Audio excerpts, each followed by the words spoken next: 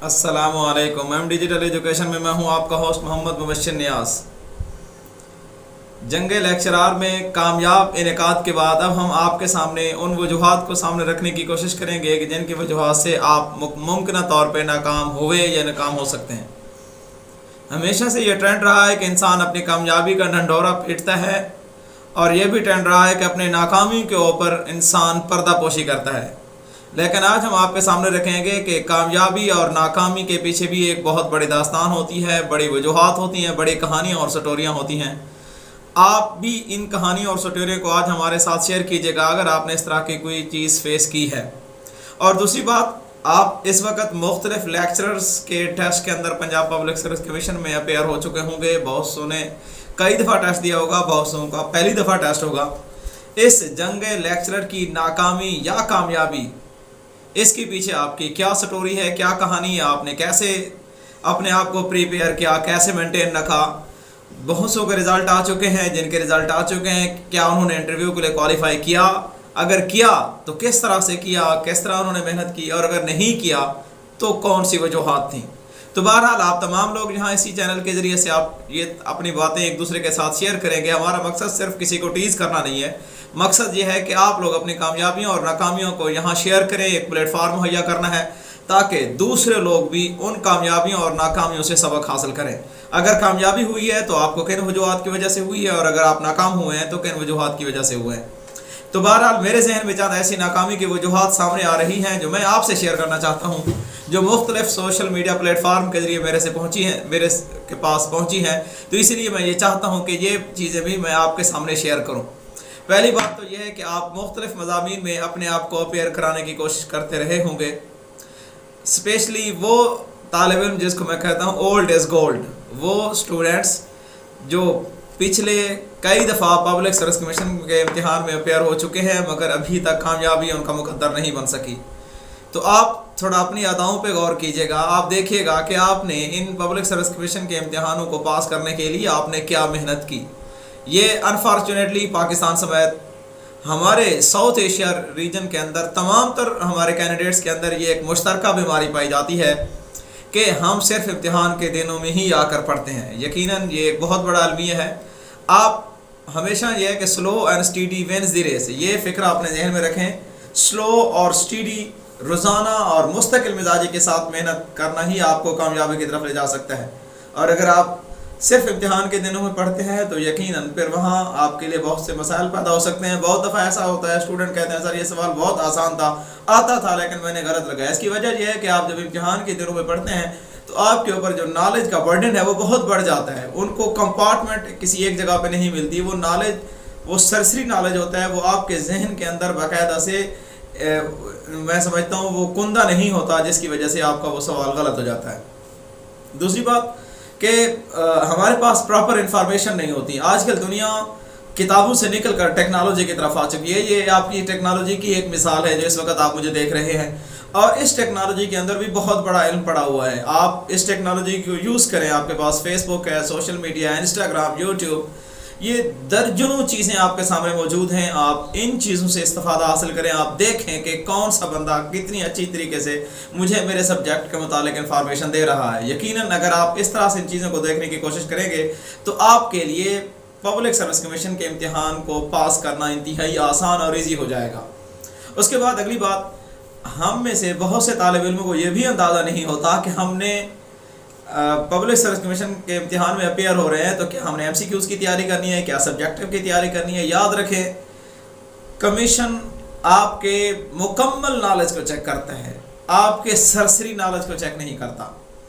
मुकम्मल नॉलेज तब आता है जब आप किसी भी चीज़ को एक होल हार्टेड वे में, एक कंप्लीट ओपन माइंड के साथ तमाम तर चीज़ों की जुज़ियात, कुलियात को, उसकी एग्जांपल्स को, उनकी मिसालों को अच्छी तरह नहीं समझेंगे, आप उसकी कंप्रीहेंशन, उसकी एवेल्यूएशन को नहीं समझेंगे, तो यकीनन फिर आपके लिए उस कामयाबी को हासिल करना बहुत मुश्किल हो जाता है। इसके बाद एक और हम नाकामी की तरफ आते हैं। कहते हैं ना भी 1857 की जंग आज़ादी के बाद वहाँ पर भी मुसलमानों ने सोचना शुरू कर दिया था कि भी हम 1857 में नाकाम क्यों हुए।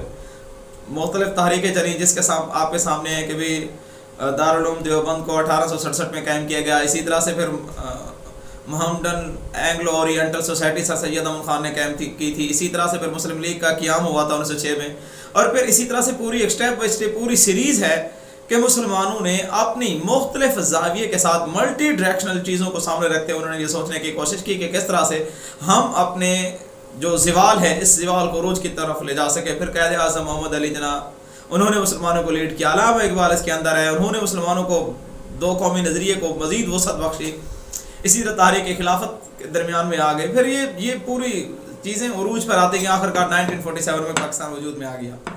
تو میں اب آپ سے یہی کہنا چاہتا ہوں کہ آپ اگر آپ یہ نہیں ہے کہ آپ ناکامی کے بعد یہ کہیں کہ بھائی ٹیسٹ بہت مشکل تھا, یہ کوئی آنسر نہیں ہے, یہ کوئی ایکسکیوز نہیں ہے کہ ٹیسٹ بہت مشکل تھا.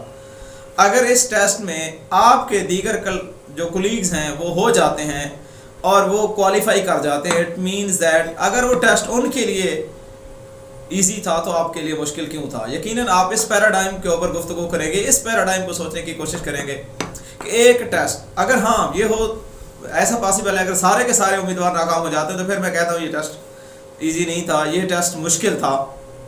لیکن اگر اس میں سے آپ کے وہ دوست ہونے سلیکشن جو کہ انٹرویو کوالیفائی کر جاتے ہیں, وہ کلیئر کر جاتے ہیں, وہ پی پی ایس سی کے اس کرائٹیریا کے مطابق آ جاتے ہیں, تو اٹ مینز دیٹ ان کی جو لرننگ ہے, ان کی جو محنت کا معیار ہے, ان کی جو اسٹڈی کا دورانیہ ہے وہ آپ سے زیادہ ہو سکتا ہے. تو یہ چیز آپ نے ذہن میں رکھنی ہے کہ اپنے آپ کو یہ ایک کہتے ہیں نا کبھی کہ شارٹ, یہ T20 کا میچ نہیں ہے, یہ آپ سمجھے کبھی 20 گھنٹے آپ نے 20 اووروں کے اندر کہانی کا نتیجہ نکالنا, یہ ایسا نہیں ہے, بلکہ یہ ایک آہستہ آہستہ ٹیسٹ میچ ہے جس کو آپ نے روزانہ ڈیلی بیسس پہ, میں آپ سے دعویٰ کر کے کہتا ہوں, میرے بہت اچھے جاننے والے دوست ہیں, میں ان کو اچھی طرح سے جانتا ہوں, وہ ہمارے ساتھ کسی پرائیویٹ ادارے میں کام کرتے تھے, میں بھی اسی جگہ پہ کام کرتا تھا. تو ایک دن اس نے کہا سر جی اس ادارے کو چھوڑ دیتے. میں نے کہا کیوں؟